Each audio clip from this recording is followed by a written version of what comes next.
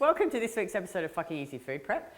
Last week we made Janeo's Laksa paste. So this week we're making a little sort of throw together chicken dish with the amazing paste. It's how good does it smell?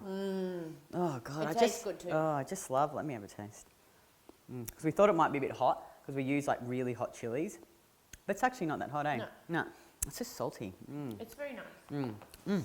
Okay, so we've got 500 grams of chicken breast. You could also use prawns. You could probably use eggs, any sort of beef, any protein source would be fine. Now we've just got some veggies that I had in the fridge because I like to just use up shit that we've already got. So you can really put anything in there. You know what would be also nice is actually some mushrooms. Let me see if we've got some cooked mushrooms in the fridge. I sure do. Thanks, Craig. We've got some cooked mushrooms, so we'll put them in. So we've got red capsicum, zucchini, carrots, and pineapple. I just really like pineapple in Thai food. I think it's just really yummy. It is. So you don't have to add that if you don't want to. We've got a bit of chicken stock. We may not even need to use that. I'm just thinking you might just need a splash of liquid. We've got some coconut cream, AYAM, and then I'm just going to use some ghee, or you can use coconut oil or butter. But I just saw this in the shop at Woolworths. I thought, oh, that looks really nice. Grass-fed ghee butter. It's amazing. And it's got a higher smoking really point. Sweet. Yeah, it's beautiful. Hey. That's nice. So we're just going to brown off the chicken. You've got to get the gas. Yeah, I know. I hate the induction. I love the gas. So let's just say do you reckon about a tablespoon? Yeah. So we'll just melt that, and then we'll add in the some of the paste in there as well, and then we'll brown off the chicken.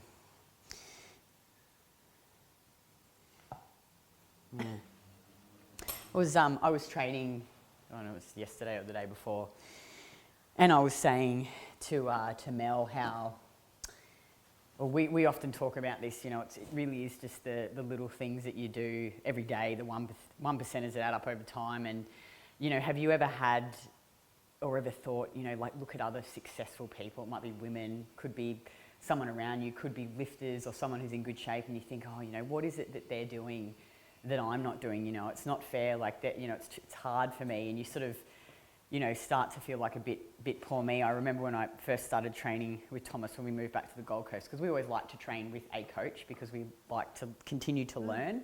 And, you know, we've trained with some really amazing coaches over the time that I've known Craig. Obviously Craig, I've trained with Nat, trained with Maddie at Bio, and now Thomas. And, you know, it's really, all of them have contributed to the method that we now call the WOW method, our training method.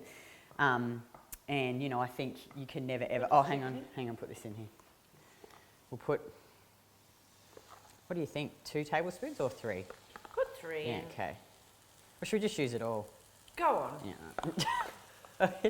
So we're just going to use all the paste that we made because we really like the flavour. And so Mel's just going to mix that around with the butter, the ghee I should say. And I had to really strip back a lot of my lifts and work on my stability. And initially, you know, because we're really busy, but fuck, everyone's busy, you know. And I think for the first probably 3 or 4 months, maybe even 5 months, I would come and do my stability most of the time. I was pretty consistent. But I would not always finish all my accessory movements. And these were ones that were going to help me support and strengthen my stability and bracing and breathing and all this other stuff. It's just going to help me obviously become a better lifter. And, you know, a lot of the time I would skip out on these exercises because I was tired, or I thought, no, you know, I've done the main lifts, I'm not going to do them. And I sort of remember getting to like the 5-6 month mark and thinking, oh, you know, fuck. Like looking at some of these other female lifters who are incredibly strong, but have been doing it longer than me and been more consistent than I have. And sort of thinking, should we throw that chicken in now? We just sort of heat that through and throw it in. And I remember thinking, you know, you sort of get, oh, you know, like I should be progressing quicker. I should be further along than I am. And I'm sure you've all had that. You know, I have women in the, I've actually had a client email me yesterday saying, Kitty, you know, I'm just really disheartened because, you know, I'm however long into the program, 12 weeks, and I've actually put on 3 kilos, and I've been pretty consistent with my nutrition. I haven't really eaten all the WOW foods, suggested foods. You know, I've been okay with my training, you know, but I'm really disheartened. And, you know, I just replied to her and I said, I want you to read what you've written to me, what you've written to me. And, you know, when I was back 5 months ago when it was, and I was sitting there thinking about all these other lifters, these really strong female lifters, and, you know, why hadn't I progressed quicker? And I thought to myself, well, you know, Kitty, are you doing everything? So, you know, I'd been pretty consistent with my stability, but I could be better. You know, I could make sure I did it 100% of the time before every session, 2 rounds of it. And really think about the movement, not just go through it, you know, actually try and improve and think about what it's actually doing. And then I thought, well, you're also not finishing off all of your exercises completely every session. So I stopped thinking, well, what are they doing that I'm not doing, and it's not fair and I'm too busy and, you know, I wish that I had better results, and change my mindset to, okay, well, if I want better results, I'm going to start doing everything. So now I would, look, I'm not perfect. I would say 98% of the time I finish every single one with exercise on my program. I always do my stability stuff 2 rounds through. And now I know that I'm doing everything. So the progress that I'm making is the best progress that I can make, because I'm going all in every single time. You know, and I think if you're a woman and you've got that mentality like I did, thinking, oh, it's not fair, like I should be progressing more, look at what you're doing and take real ownership and ask yourself, am I doing everything, you know? Am I doing everything I can so that I can progress as much as I can? And if you do that, then you can walk away knowing, well, if you still feel like you're progressing slow, then that's just the rate that you have to progress. Hey, Mel, you know? We've all been there. Yeah. And I think when you do that, and you accept where you are at that point in time, everything becomes, you know, a lot easier. And again, it's not about being perfect. Like even I have times when I'll, you know, maybe miss one exercise, so I've got an appointment that I've got to go to and I didn't quite get through it. But every time that I can do it all, I do it all. So I think, well, Kitty, you're doing the best that you can. And, you know, I'm nearly 12 months in now, and nearly 12 months, another month or 2. And my lifts are awesome. Like my deadlift's really strong. My bench is looking good. You know, and that's taken me nearly 12 months. So, you know, I think too, you've got to put some really, like, more realistic expectations on yourself. Yeah. Because, you know, it takes time to build strength. It takes time to get good at lifting, to build muscle. And I think, you know, it's hard. We understand, because the fitness industry sells you all these quick fixes, and, you know, you're going to look really good if you just smash yourself 6 days a week. But that doesn't build you. That just strips you away. Yeah. Kills you. Oh, it does. It does kill you. Shit. Hey, yeah. You just want to die. Yeah. So, you know, I think if you're feeling like that, if you're feeling a bit poor me, you know, flip it around, change your perspective, take complete ownership. It's a very empowering way to think, and you will realise that you can do anything. And sometimes it's just a shift in your perspective and asking yourself, you know, what can I do? What small changes can I make? You know, how can I prioritise myself and say no to some things? Because sometimes I think that's what you've got to do, hey? Yes, you know? you have to say no to things. Oh, this looks really good, Mel, doesn't it? Yes, it smells Oh, it's smelling delicious. amazing. So basically we're just going to cook that I reckon through that's until, pretty cool. do you think? I reckon. Yeah. So now we'll just, we'll add some coconut milk.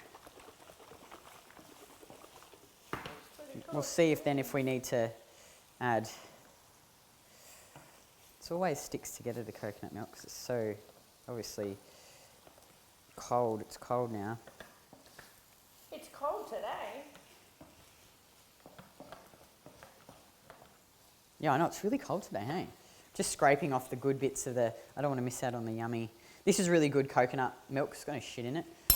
Okay, so let's put half a thing in first, just to see how that, oh yum. Miss that big lump. This is lunch. Yeah, it's going to be our lunch today. Oh God, I love coconut milk. It's so amazing. Prawns would be good in this too. Oh yeah. Oh. Yeah. Oh, Smell so the good. aromas. Yeah. Where do you live now, Dar?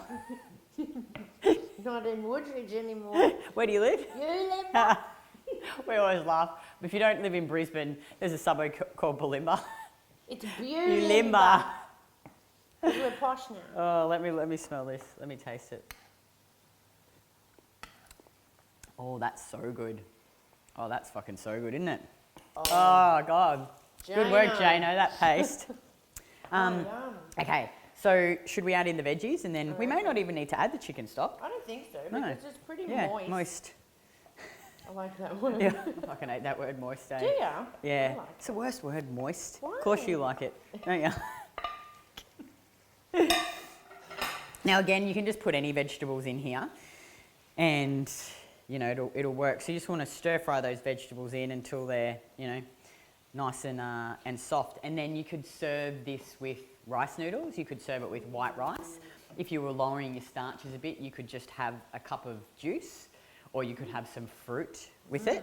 Yeah, and that's basically it. Hey, Mel, it's That's it. really simple and really easy. Let's have a little taste.